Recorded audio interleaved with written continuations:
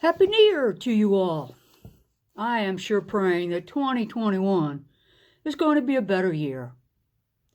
We all know 2020 was not a year to get everything that we wanted, but that's okay too.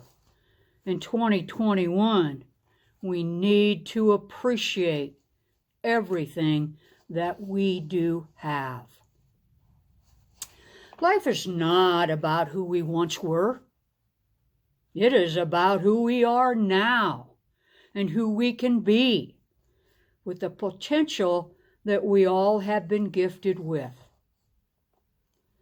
Sometimes, and I think about this with myself, sometimes the best thing you can do is not think too much. Don't overthink things. Not wonder. Not imagine, well, what if it was like this? And not obsess about things. Just breathe and have faith that everything will work out for the best. We are all on this road called life. We must take the good with the bad, smile when we are sad, love what we have, and remember what we had. Always forgive, but you don't have to forget. Learn from your mistakes, but never regret trying. People change. Things go wrong. Just remember, our ride on this road continues on. As you all know, we're in this life together. And together, we can do these things. If you see someone falling behind, walk beside them. If you see someone being ignored, find a way to include them. Always remind people of their worth. One small act that you do for that person could mean the world to them and change their day and maybe life. Some of us, including myself, have been in these situations and know how it feels when people care about us.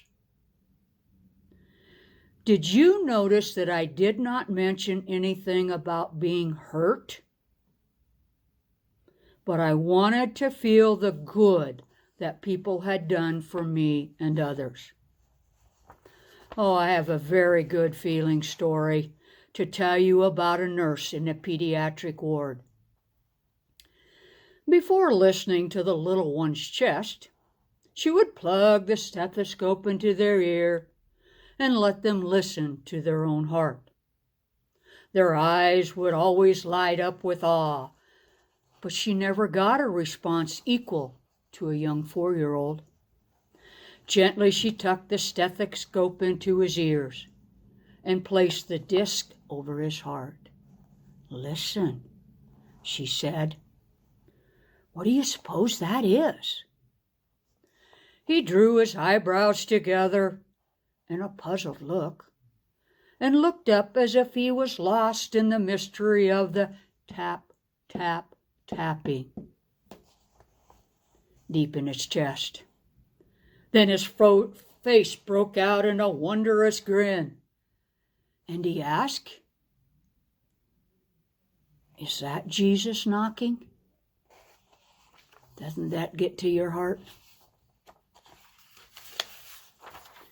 We can learn a lot of leadership tips from animals, and wolves are one of the ones that we can learn from. And I just kind of wrote down here kind of quickly today. I know it's kind of scribbling, but it's mostly for my remembering here. You probably can't see the whole thing. I'll show you when I get done here. Wolves, there's 5 steps or 5 leadership skills that wolves can give us, and we need to take note. They work together. Well, they definitely have to work together to get food. Not one can take down a moose by itself. And there was a test done and they had a tray of food in the back with a tray, and on each end of the tray was a rope. And the coyotes had to, the wolves, coyotes probably also, the wolves had to pull together to get that available to the food. I remember reading it was like 5 out of 7 of the pairs of wolves that they tried got it. Dogs were like 1 out of 7. Second one, well, for humans, we just got to remember team. Together, everyone achieves more. Communication is key. Well, wolves communicate by howling and bark, snap, their body language. Humans, we speak to a group to communicate, but we also have body language that can be good or bad. Number 3 is respect the system. The wolves know that there's an alpha male and an alpha female. And they are the alpha and alphas, which are the top of their litters or herds or group that they have with them. The rest of the wolves, they know their job and they know their place. Now, respect in our work and with people, sometimes we don't respect other people. We need to respect people, and if we are having a hard time, speak up. Don't speak behind their back. Speak up to the group or to their faces, and that will cause less problems. Number 4, pack is a key to thriving. I noticed or said earlier that you've got to have more than one wolf to pull down a moose. So in a pack, and getting their food is a way of thriving. They also is a way of protecting themselves from others. Now, as a human group,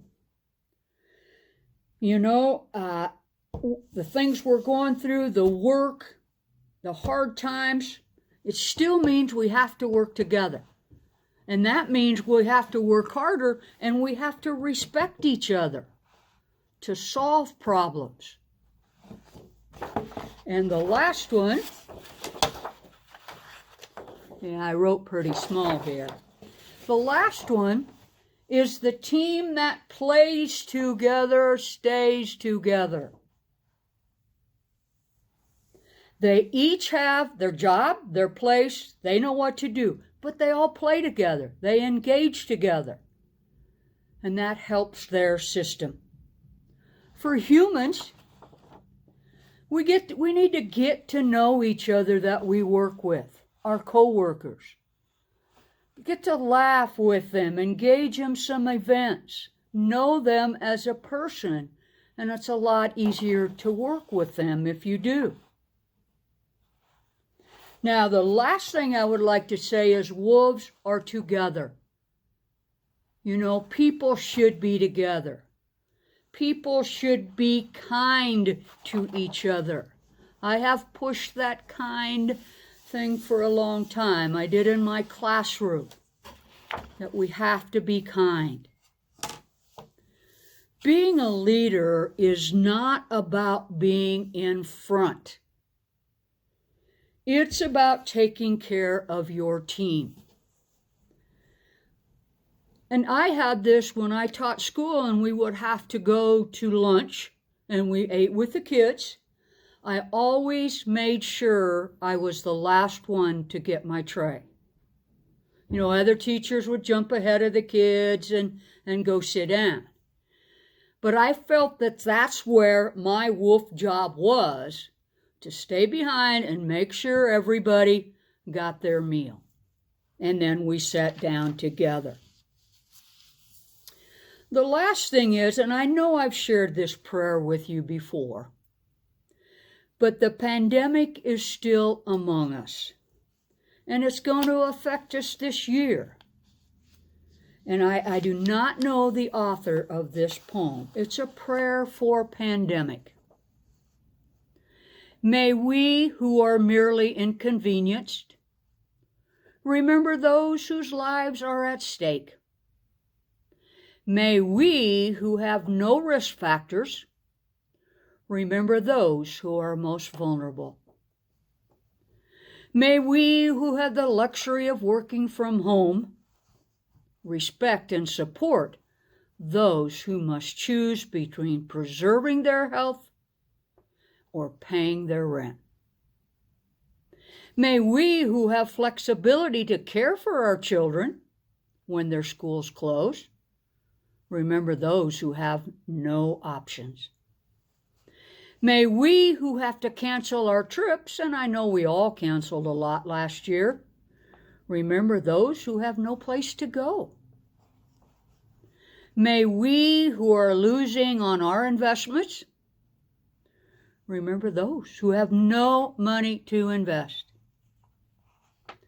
May we who settle in for quarantine at home remember those who have no home and the homeless. During this time, when we cannot physically wrap our arms around each other, let us each find ways to be the loving embrace of humanity to our neighbors. So a big hug to all of you. Be aware, be accepting, be supportive, and most of all, be kind. Until next time, happy trails.